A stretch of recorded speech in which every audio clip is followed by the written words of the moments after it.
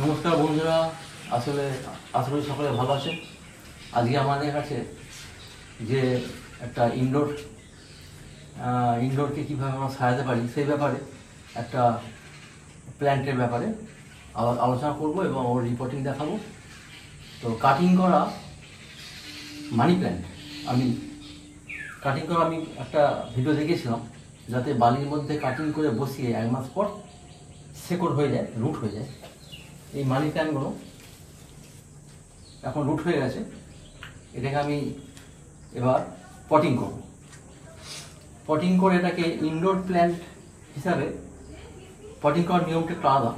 এতে খুব গুরুত্বপূর্ণ ভাইটাল ব্যাপার হচ্ছে মিক্সিং, সয়েল মিক্সিং। কীভাবে মিক্সিং করব, মাটিকে হালকা রাখবো এবং ছোটো টবে এটা ব্যবহার করব এবং এই ঘর থেকে ওই ঘর যাতে আমরা নিয়ে যেতে পারি সেটা আমরা মাথায় রাখবো।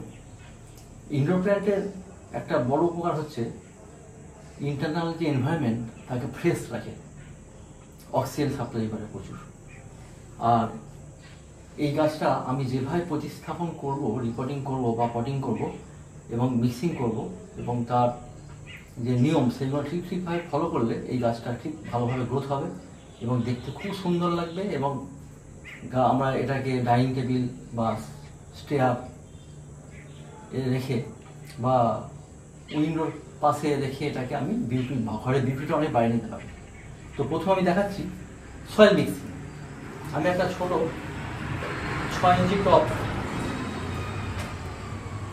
টব এতে আমি প্রতিস্থাপন করব, পটিং করব।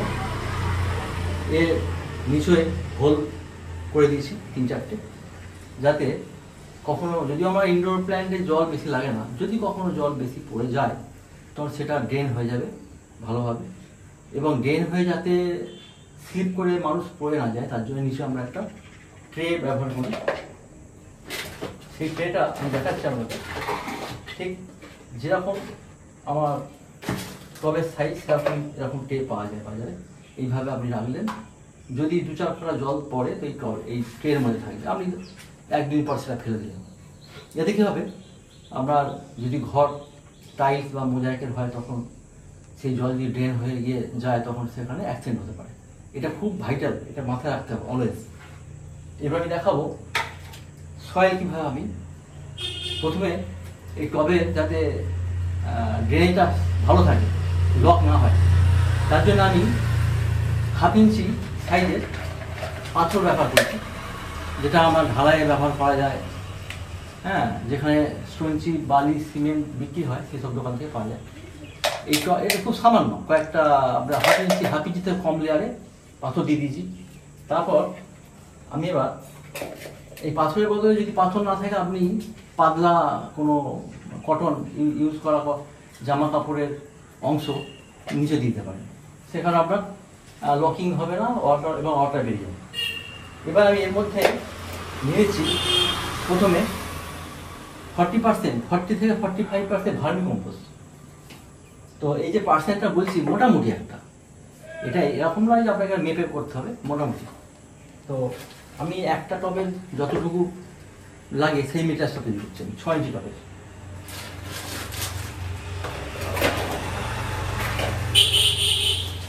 ভার্মি কম্পোস্ট এইভাবে প্যাকেটও পাওয়া যায়, 1 কেজি প্যাকেট, আবার 5 কেজি প্যাকেটও পাওয়া যায় এবং বাজারে অ্যাভেলেবেল। তো যদি ভার্মি কম্পোস্ট না থাকে সেখানে 6 মাসের পুরনো গোবর সারও ব্যবহার করা যেতে পারে। তবে ইনডোর প্ল্যান্টের ক্ষেত্রে আমি বলবো যে ভার্মি কম্পোস্ট ইউজ করার জন্য ওটা অনেক পরিষ্কার পরিচ্ছন্ন থাকে। আউটডোরের ক্ষেত্রে গোবর সার ঠিক আছে। তো ভার্মি কম্পোস্ট আমি 40% দিলাম।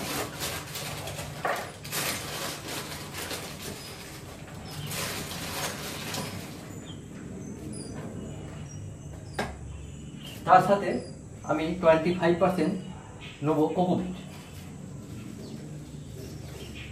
কোকোপিট।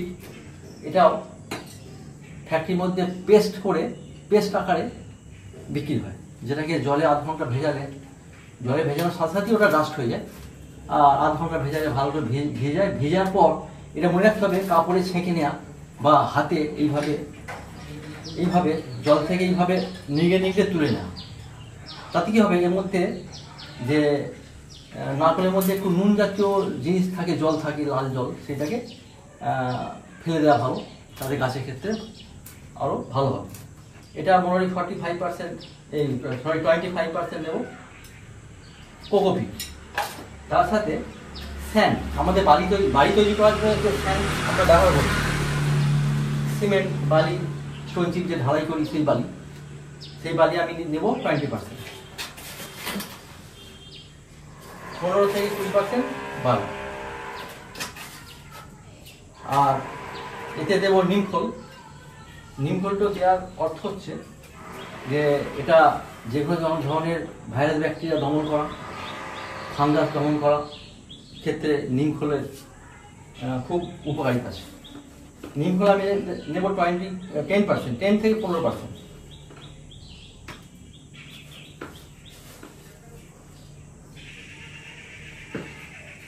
প্রথমে দিলাম ভার্মি কম্পোস্ট, তারপর স্যান্ড দিলাম, তারপর কোকোপিট দিলাম, তারপর দিলাম নিমখোল। এই 4টে মেটেরিয়াল সয়েলটা আমি সয়েলের সাথে বালির সাথে ভালো করে 4টে জিনিস সুন্দর করে মিক্সিং করে দিলাম। যত ভালো মিক্সিং হবে তত ভালো প্রতিস্থাপন করার পর গাছের গ্রোথ ভালো হবে, গাছ রুটটা ঠিকভাবে ফেলবে। এবার আমি টবের মধ্যে আগে দিয়ে দিয়েছিলাম, নিচে স্টোন চিপ দিয়ে দিয়েছিলাম, তার উপরে আমি কিছুটা মেটেরিয়াল দেবো।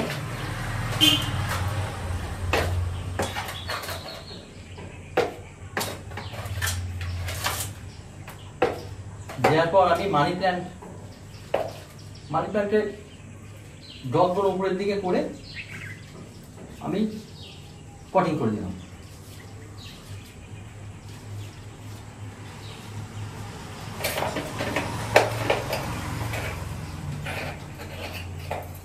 উপরের শেকড়টা দেওয়ার দরকার নেই, আমি কাঁচ কেটে দিলাম, এটা পরে কাটলেও চলে।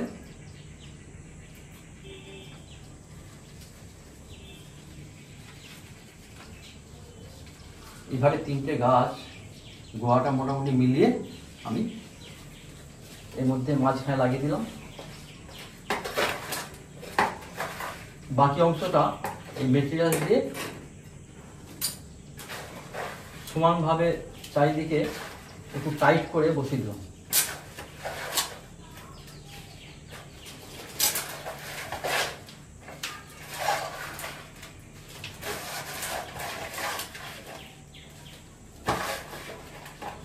দেখুন মোটামুটি একটা টবের মতো আমি মিক্সিং করেছিলাম।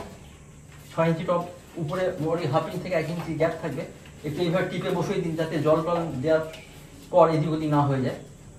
এটা আমার প্রতিস্থাপন হয়ে গেল।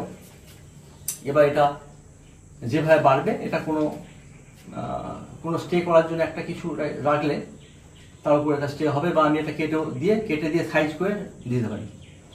তো এটা হচ্ছে মানি প্ল্যান্টের ইনডোর প্ল্যান্ট। এটা এরকম গ্রিলের ধারে যদি বসিয়ে দেন তাহলে গ্রিল ধরে ধরে নিজের মতো যেতে পারে।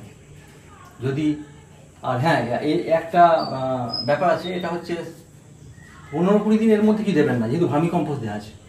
তারপর হিউমিক অ্যাসিড একটা অর্গানিক ফার্টিলাইজার, যেটা অনেক গুণ আছে।